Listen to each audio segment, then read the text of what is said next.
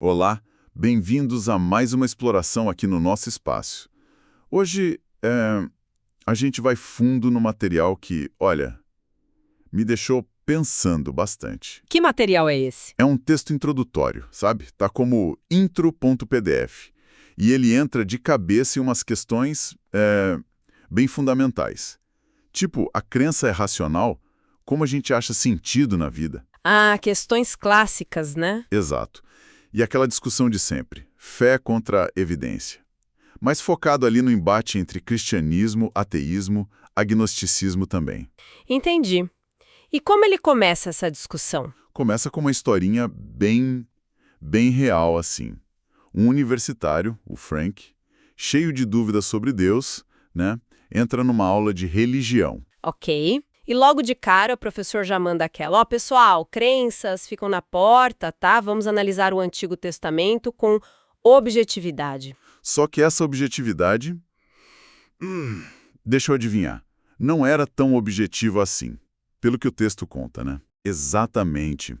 O professor começou a soltar um monte de visão cética, que Moisés não escreveu o Pentateuco, que as profecias foram escritas depois. Ah, a famosa hipótese documental, profecias vaticinium ex evento, sei. Isso.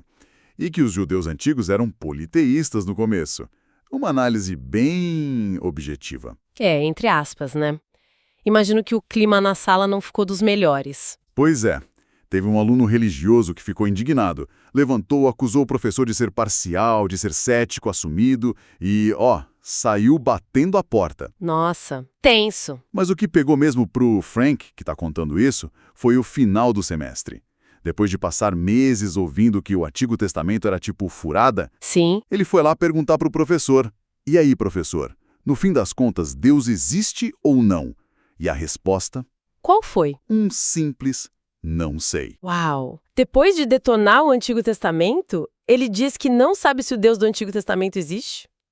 É, no mínimo, inconsistente. Exato. O Frank ficou chocado. Como assim você ensina por meses que a base da fé judaico-cristã é falsa, mas não tem uma posição sobre a existência desse Deus? É uma ótima pergunta. E essa frustração toda, imagino, é o ponto de partida do texto, né? Para discutir essa nossa busca por respostas. Respostas grandes, sabe? Isso. Respostas sobre a vida, sobre Deus, num ambiente que muitas vezes, como a universidade ali do exemplo, parece que foge de dar conclusões firmes sobre esses temas, né? É, parece que tem um receio de afirmar qualquer verdade como definitiva. E aí o texto usa uma metáfora, é isso? Isso, uma metáfora que eu achei sensacional, a da tampa da caixa do quebra-cabeça da vida. Explica essa. Sabe quando você monta um quebra-cabeça, a imagem na tampa da caixa te guia, te mostra o quadro geral. Sem ela, as peças ficam soltas, né? Verdade. Você não sabe onde encaixar cada coisa. A ideia é essa. Sem um quadro maior, um sentido geral, as peças da nossa vida, trabalho, amor, sofrimento, alegria, ficam meio perdidas. Não formam uma imagem coerente. E as visões de mundo, as religiões, tentariam oferecer essa tampa da caixa, então? Esse quadro geral? Exatamente essa a ideia que o texto apresenta. E ele até critica as universidades modernas nesse ponto. Ah, é? Como? Ele chama de pluriversidades. Um jogo de palavras, né? Diz que elas valorizam tanto a diversidade de opiniões que acabam perdendo a busca original da universidade pela unidade, pela verdade. Entendi. É como se dissessem, tudo vale, menos a ideia de que algo possa ser realmente verdade e o resto não. Uma crítica forte à fragmentação do conhecimento e à ausência de uma busca por integração. Pois é. E isso joga a gente direto naquelas perguntas que não calam, né? As 5 questões existenciais que o texto lista. Quais são elas? De onde a gente veio, identidade, quem somos nós, propósito, por que estamos aqui, moralidade, como a gente deve viver e destino, para onde a gente vai depois. As perguntas de sempre, né, que todo mundo se faz em algum momento. Sim, e aí vem o argumento central, que o texto pega emprestado de um filósofo, Mortimer Adler, que seria que a resposta para todas essas perguntas gigantes depende de uma pergunta anterior: Deus existe ou não existe? A questão de Deus como a mais fundamental de todas. Isso. Porque, segundo essa linha, se Deus existe, bom, aí a vida tem um propósito dado, a moralidade tem uma base objetiva, nosso destino vai além da morte. E se Deus não existe? A consequência lógica seria que o sentido é algo que a gente cria, a moral talvez seja relativa, e o fim é o fim mesmo, o pó. Exato. Nenhuma outra questão, diz o Adler citado no texto, tem implicações tão vastas para tudo na nossa vida. Faz sentido a centralidade disso. Mas é aí que começam as dificuldades, né? O texto deve abordar as objeções. Com certeza. Ele não foge delas. A primeira é aquela do exclusivismo, o medo da intolerância. Ah, sim. Se uma religião diz eu sou a verdadeira, automaticamente está dizendo que bilhões de pessoas estão erradas. Isso incomoda muito a gente. E com razão, né? Levanta questões difíceis, tipo a ideia de inferno no cristianismo para quem não acredita. O medo é que essa certeza vire arrogância, perseguição. A história tem exemplos disso. É um receio legítimo. Qual a próxima objeção que ele traz? A ideia de que religião é algo subjetivo, ou no máximo que cada um pega só um pedacinho da verdade. Sabe a parábola dos cegos e o elefante? Claro, clássica. Um pega na tromba, acha que é cobra, outro na perna, acha que é árvore. Isso aí. A ideia é que as religiões seriam assim, cada uma com sua visão limitada do divino, nenhuma com a foto completa. E aí escolher uma religião seria como, sei lá, escolher sorvete. Chocolate ou baunilha. Gosto pessoal. Exatamente essa analogia que usam. Religião como questão de preferência, não de verdade objetiva. Complicado. E tem mais, né? Imagina que o problema do mal aparece aí. Assim, o elefante na sala, literalmente. Essa talvez seja a objeção mais sentida, né? É a pergunta que dói. Se Deus é bom e todo-poderoso, por que tanto sofrimento, tanta maldade, tanta tragédia? E por que ele parece tão quieto, tão distante às vezes? Por que não age de forma mais clara, ou se revela de um jeito que acabe com as dúvidas, com as brigas? São perguntas pesadas. Muito pesadas.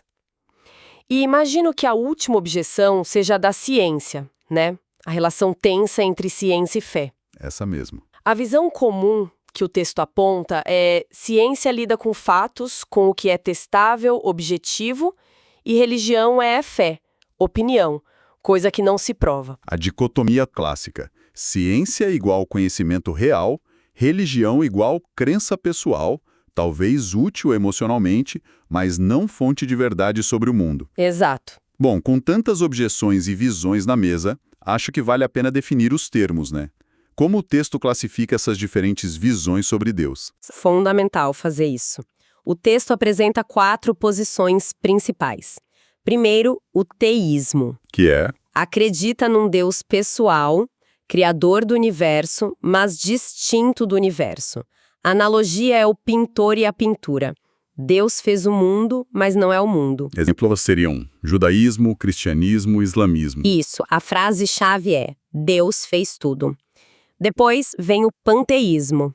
E esse... Aqui, Deus não é pessoal. E Deus é o universo. É tudo o que existe. Deus é a pintura, não o pintor. Como no hinduísmo, budismo zen, nova era. Algumas vertentes, sim. A frase seria Deus é tudo. Terceiro, o ateísmo. Esse é direto. Nega que Deus exista. Ponto. Exatamente. A pintura existe, talvez sempre existiu, mas não teve pintor. Não há Deus. E por último, o agnosticismo. É a posição de quem diz não sei, ou não dá para saber, se Deus existe ou não. O professor lá do começo? Perfeito. Definições claras.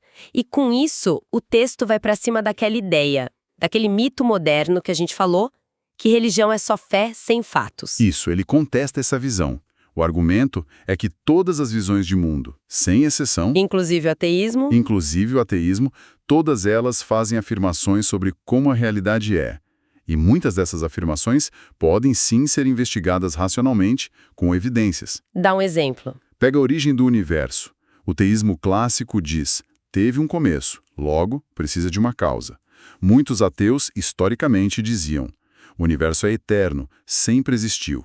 E a ciência entra aí. Claro, a cosmologia, a física, eles investigam se o universo teve um começo ou não.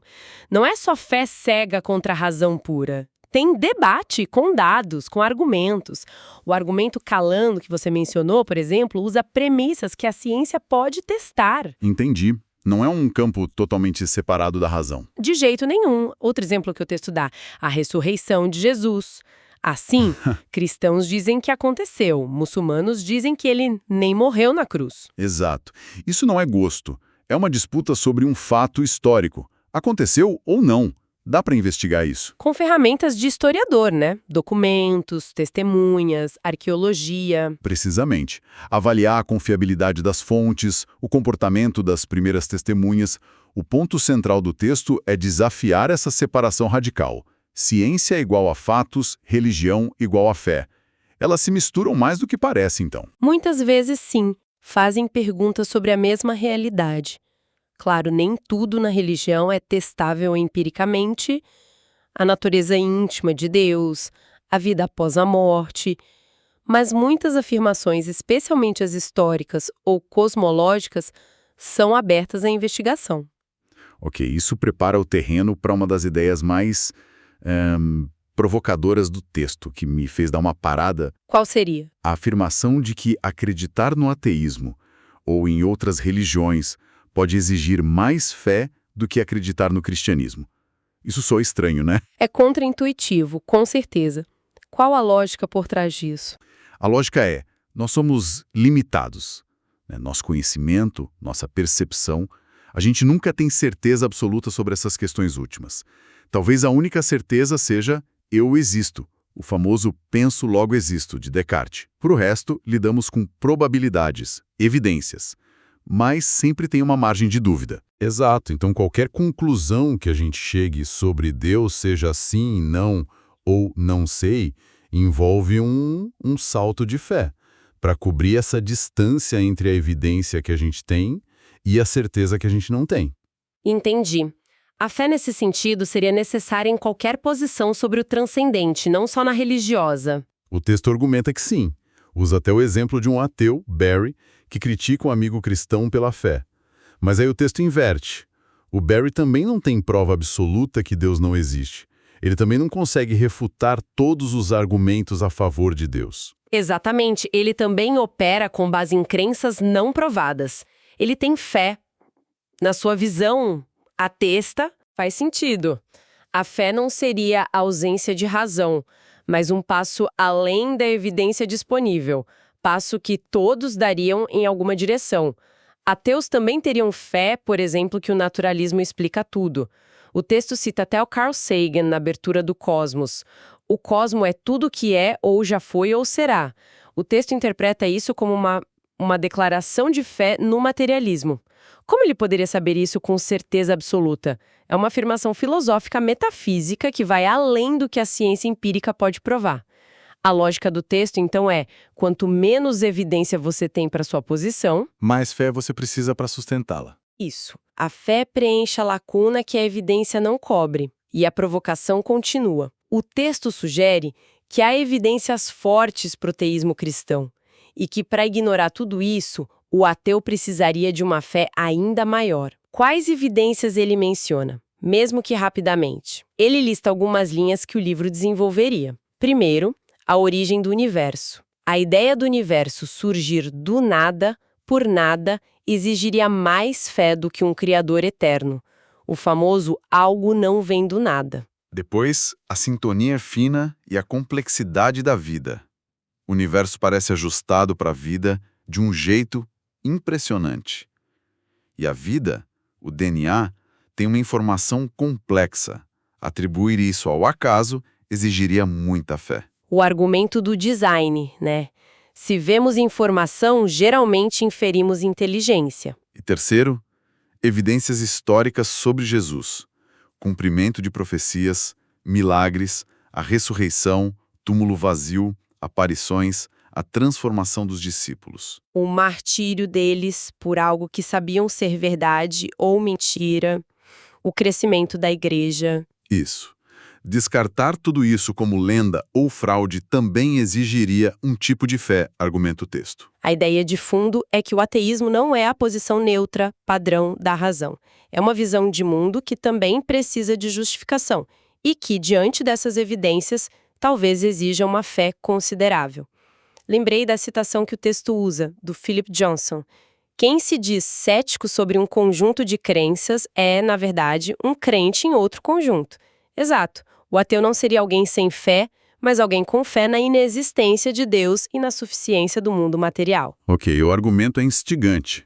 Mas justiça seja feita, o texto também reconhece que acreditar no cristianismo não é fácil.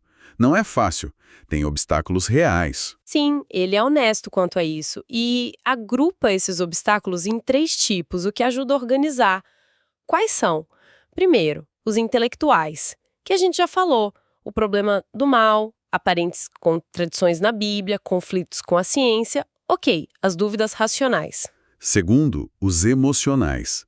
O incômodo com o exclusivismo, a dificuldade com doutrinas como o inferno e, talvez o mais forte, a decepção com a hipocrisia dos próprios cristãos. Ah, o maior problema do cristianismo são os cristãos. Essa frase é dura, mas tem seu fundo de verdade nas experiências de muita gente. Com certeza. E terceiro, os volitivos. Que tem a ver com a nossa vontade. Volição, a vontade. Como assim? As regras morais do cristianismo podem parecer muito restritivas para quem valoriza a autonomia total e tem uma resistência em se submeter a um Deus que a gente não vê, não toca. Entregar o controle, sabe? Entendi. Não é só a cabeça, é o coração e a vontade também. E essa questão da vontade pareceu bem centrar no texto. A ideia de que muitas vezes a pessoa não acredita não por falta de evidência, mas por não querer acreditar nas consequências disso. Ah, resistência da vontade. É uma ideia poderosa e um pouco desconfortável. O texto cita até Nietzsche, que era um crítico ferrenho do cristianismo, admitindo algo tipo: o que decide contra o cristianismo não são os argumentos, é a nossa preferência. Forte isso, né? Muito forte. Sugere que não somos tão neutros e objetivos quanto gostamos de pensar. Nossos desejos, medos, o que a gente quer que seja verdade pode acabar moldando nossa avaliação das evidências. O texto admite que o contrário também rola, né? Gente que acredita só por conforto, porque quer que seja verdade. Sim, ele reconhece isso. Mas dá um peso grande à resistência da vontade como um bloqueio para aceitar evidências que talvez de outro modo seriam consideradas fortes. A gente não quer que seja verdade, então arranja motivos para rejeitar. E como isso tudo se liga com aquela pergunta antiga, por que Deus não aparece logo de uma vez e acaba com a dúvida, se ele existe e quer ser achado? A resposta teológica que o texto oferece conecta justamente com isso, com a vontade e a liberdade humana. Como? A ideia é, se Deus se revelasse com uma força, uma glória tão esmagadora que acreditar fosse inevitável, quase forçado, cadê a nossa liberdade? O amor e a fé genuínos não podem ser coagidos. Exatamente. Se a crença fosse irresistível, não teria valor. Não teria significado a nossa escolha de responder a ele. Então a lógica seria, Deus dá evidência suficiente para quem busca de verdade, para quem está aberto. Isso. Mas ele mantém uma certa ambiguidade, um espaço para dúvida, para não obrigar quem, no fundo, não quer se entregar, para preservar a escolha livre. Essa é a ideia. É um equilíbrio delicado. Evidência suficiente para convidar, mas não tão avassaladora a ponto de coagir. O C.S. Lewis, que o texto cita, falou disso muito bem. O que ele disse? Deus não pode nos arrastar à força. Ele só pode nos cortejar. Uma presença divina impossível de resistir ou questionar anularia a condição humana da liberdade. E nessa visão, o propósito da vida é justamente fazer essa escolha livremente. Responder ou não a esse cortejo. Interessante. Isso me leva de volta para o professor agnóstico lá do começo. O texto critica ele, então. Não é ok dizer não sei. A crítica não é o não sei como ponto de partida, mas talvez como ponto de chegada se as evidências apontarem para uma direção. O texto diferencia mente aberta de mente vazia. Qual a diferença? Mente aberta está disposta a seguir a evidência, mesmo que leve a uma conclusão. Mente vazia se recusa a concluir, mesmo que haja justificativa. A ideia é que a mente aberta tem que estar aberta para reconhecer a verdade quando encontra. E o texto argumenta que, em algumas questões, como talvez a existência de Deus, ficar no não sei para sempre pode não ser a posição mais racional diante das evidências. Exato. Seria como ser agnóstico sobre se George Washington existiu. Diante da evidência histórica, seria mais teimosia que abertura. A questão levantada é se a existência de Deus se parece mais com isso do que com perguntas sem resposta possível. E o texto, claro, acredita que há um caminho para investigar isso. Sim, ele aponta que o livro original de onde saiu essa introdução traça um caminho argumentativo. São 12 passos lógicos. 12 passos. Quais são, resumidamente? Começa defendendo que a verdade sobre a realidade pode ser conhecida. Depois, argumenta a favor de um Deus teísta, usando os argumentos clássicos. Cosmológico, teleológico, moral. Isso.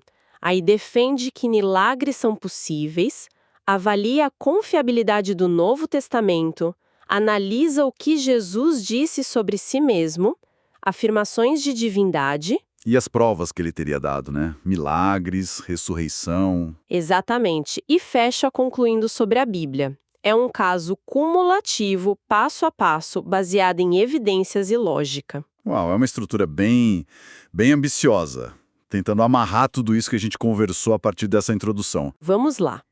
Começamos com essa busca humana por sentido, pela tampa da caixa. Vimos as barreiras para aceitar uma verdade religiosa, especialmente a cristã, as intelectuais, as emocionais e as da vontade, as objeções do mal, da ciência, do exclusivismo, da hipocrisia, da perda de autonomia. Exploramos as diferentes visões, teísmo, panteísmo, ateísmo, agnosticismo e a ideia central e meio chocante do texto, que toda visão sobre essas coisas últimas exige fé, até o ateísmo, porque lidamos com probabilidades, não certezas absolutas. A fé entra para preencher a lacuna. E a alegação ainda mais forte, que dependendo de como se pesa as evidências, cosmo, vida, história de Jesus, a fé para manter o ateísmo pode ser maior que a fé para o teísmo cristão. Discutimos também o papel da vontade e do desejo na nossa aceitação ou rejeição das evidências e a explicação teológica para o aparente esconderijo de Deus, preservar a liberdade de escolha. No fim, a mensagem principal que fica é: não trate essas grandes questões como mera opinião. As afirmações, como as do cristianismo, são sobre a realidade. Merecem investigação séria. Mas, ao mesmo tempo, reconhecer que nenhuma posição final, seja ela qual for, elimina totalmente o elemento de fé. Exato. E talvez um pensamento final para quem está nos ouvindo, pegando essa tensão toda entre evidência, desejo, vontade e escolha. Manda. O texto sugere muito que nossa decisão sobre acreditar ou não é só lógica fria. O coração, a vontade pesa muito. Então a reflexão seria, olhando para suas próprias convicções sobre essas grandes questões, origem, propósito, destino, o que você sente que pesa mais na sua balança interna? É a análise fria das evidências que você conhece? Ou são seus desejos, seus medos, aquilo que você quer ou não quer que seja verdade? É um convite para a gente ser honesto sobre o que realmente motiva nossas crenças mais profundas.